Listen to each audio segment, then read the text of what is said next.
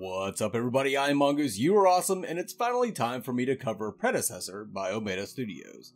What is Predecessor? Well, it's another third-person MOBA inspired by Paragon. In fact, they will be using the free hero assets that Epic released, so if you've been yearning to play your favorite hero again, Richter, excuse me, then Predecessor may be the game that you've been looking for.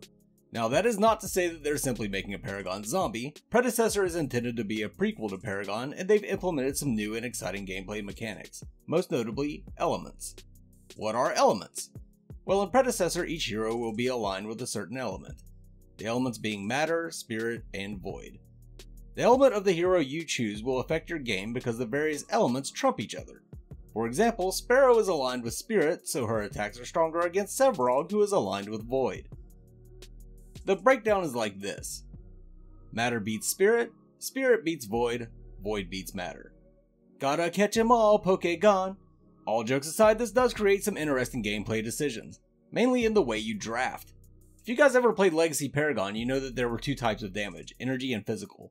You would draft around your team to make sure you had a good mix of both so that the enemy couldn't just stack physical armor against the team playing all physical damage.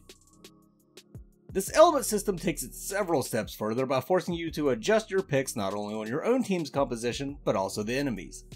Furthermore, a support hero's abilities will have greater effect when used on someone with a matching elemental affinity. For example, FaZe's stupid fucking tether thing that I'll always hate. That's going to be on my tombstone. Here lies Mongoose. He hated FaZe's stupid tether thing. Rest in peace. Anyway, if she's tethered to someone of her element, the tether will supply health regen beyond what it normally would. Pretty cool shit. If you're interested in learning more or finding out which heroes are aligned with what element, I encourage you to check out Predecessor's website linked in the video description below. Now, I had quite a few questions about the overall game, but mainly about the element system.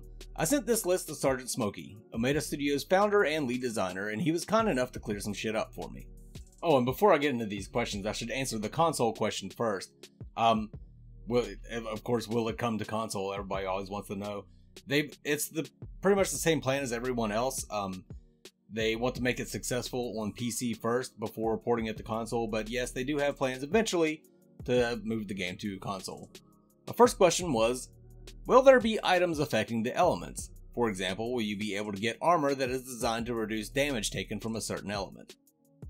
His answer was, items will not currently affect elements. The system itself is still in testing and tweaking might be needed at a base level. So no added functionality will be implemented until it's balanced and feels great to utilize. Fair enough, I'm sure implementing this system will be difficult enough without throwing cards into the mix, and I'm not sure I even want items that affect elemental alignment. Will there be heroes of one element that have abilities from another? For example, Kwang could be a matter hero, but perhaps his ultimate deals spirit damage or something like that. Elements do not contain their own damage type. Heroes simply deal extra damage when against a hero from the opposite element. So this answer actually resolved a lot of my questions. I was thinking that the hero's abilities would be doing elemental damage, like Gideon's basic attack would do X amount of basic void damage, and his space rock would do X amount of void ability damage. That's not the case. The heroes will have basic and ability damage, and that damage will simply be increased against an opposing elementally aligned hero. How easy will it be to tell what element a hero is in draft? My concern here is that the newer players would have a hard time drafting appropriately without having memorized which hero is aligned with what. We haven't designed the lobby system yet, but we will be working on that right after finishing Sevarog's kit. Stay tuned for more info. Well, no real answer here since the lobby isn't designed, but at least I was able to bring this concern up before they started working on it. Do you plan to use Epic's established lore as a building block or to create your own?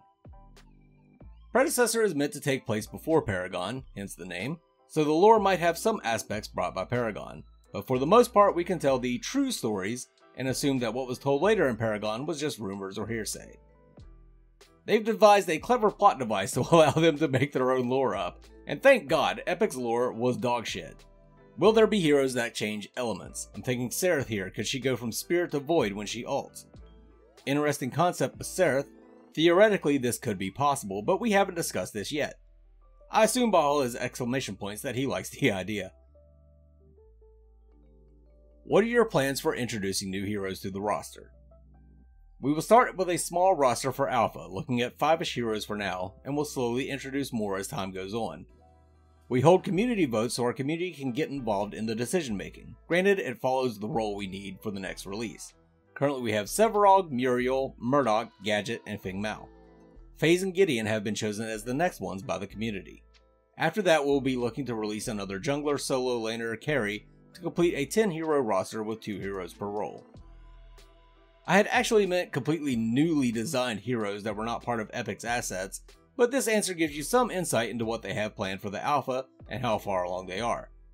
It's also encouraging that they are allowing the community to vote. Do you plan to make new skins for the pre-existing heroes? As for skins, we have already started customizing the skins to see how they look.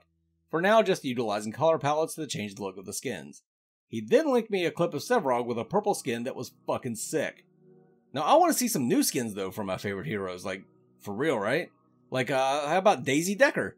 Sorry, that's the extent of my artistic talents, but that would be cool, right? She could have a pitchfork instead of her staff and launch tumbleweeds instead of stasis bombs.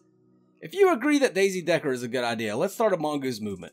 Join their Discord linked in the video description and just say, Daisy Decker. They'll know what it's all about. Now that I've covered all of the Paragon-inspired MOBAs that I know of, I'm going to start a weekly series called The Third Point of View that tracks and summarizes the information available for these games. For now, this is Mongoose signing off. You guys have a good one. Mangoose!